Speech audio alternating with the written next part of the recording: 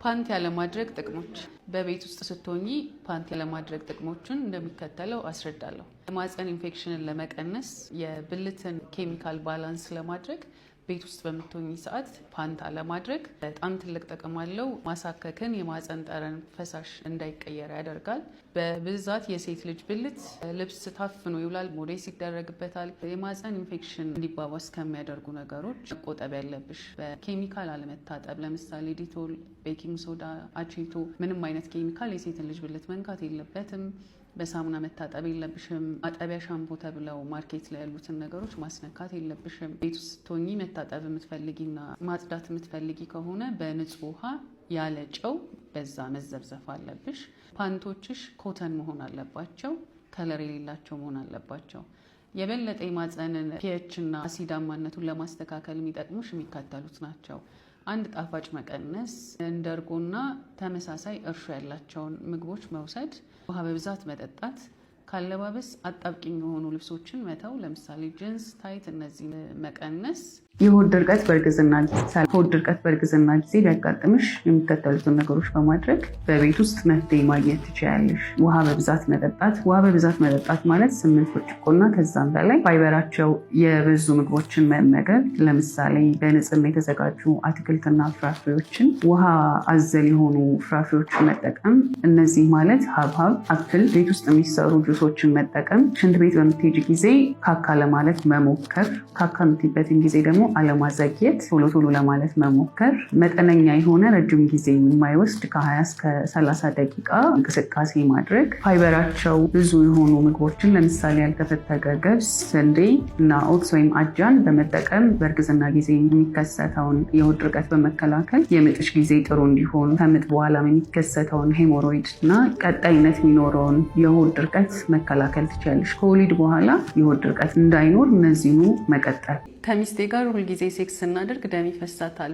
አንዲት ሴት ከግንኙነት በኋላ ከማህፀን ቀይም ሆነ ጥቁር ደም የሚፈሳት ከሆነ በአቅራቢያ ወደሚገኝ ሕክምና ቦታ በመሄድ ኢንፌክሽን ነው ወይንስ የማህፀን በር ካንሰር ነው የሚለው ቼክ መደረግ አለበት። የማህፀን በር ካንሰር ገዳይ መሆኑን ስንቶቻችሁ ታውቃላችሁ?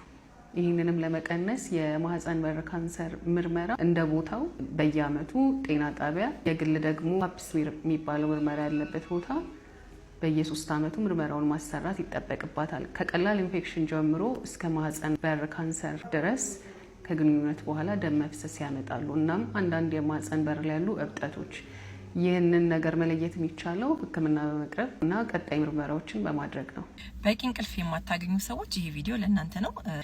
በቂ እንቅልፍ በማናገኝበት ወቅት ሴቶች ላይ ከስነ ተዋልዶ ጋር የተያያዙ ሆርሞኖች አሉ። የእነዚህ ሆርሞኖች መዛባትን ያመጣል።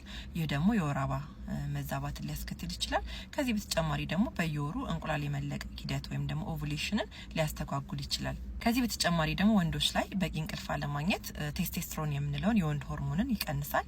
ይህ ደግሞ ለዘር ፈሳሽ ጥራት እንዲቀንስ ያደርጋል። ስለዚህ በቂ እንቅልፍ አለማግኘት ስፔሻሊ ደግሞ እርግዝና ሙከራ ላይ ላሉ ጥንዶች የራሱ የሆነ አሉታዊ አስተዋጽኦ አለው ማለት ነው። እርግዝና ሙከራ ላይ ያላችሁ ጥንዶች በቂ እንቅልፍ ከ7 እስከ 9 ሰዓት ያህል ያልተቆራረጠ በቂ እንቅልፍ ማግኘት፣ ከዛ ደግሞ የእንቅልፍ ስኬጁላችን ወይም ፕሮግራማችን በተመሳሳይ ሰዓት ማድረግ፣ አልጋ ላይ ስንወጣ ደግሞ ይሄ ስክሪን፣ ላፕቶፕ፣ ስልክ እንደዚህ አይነት ነገሮችን አለመጠቀም ይመከራል ማለት ነው። ግርዛት መገረዝ የሌለባቸው ወንድ ህጻናት እነማን ናቸው? ሁሉም ወንድ ህጻናት ግርዛት መገረዝ የለባቸውም። ዛሬ ግርዛት መገረዝ ስለሌለባቸው ወንድ ህጻናት እናወራለን።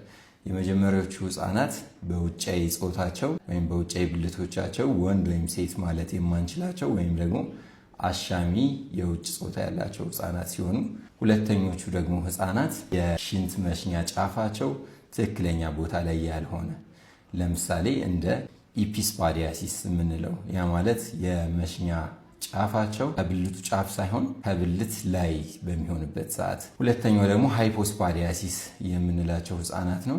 ይሄ ማለት ደግሞ ምንድነው?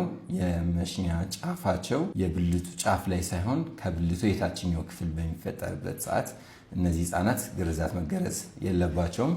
ሶስተኞቹ ግርዛት መገረዝ የሌለባቸው ህጻናት እነሱ ላይ ወይም ደግሞ ቤተሰብ ላይ ደም ያለ መርጋት ችግር ያለባቸው ህጻናት ናቸው።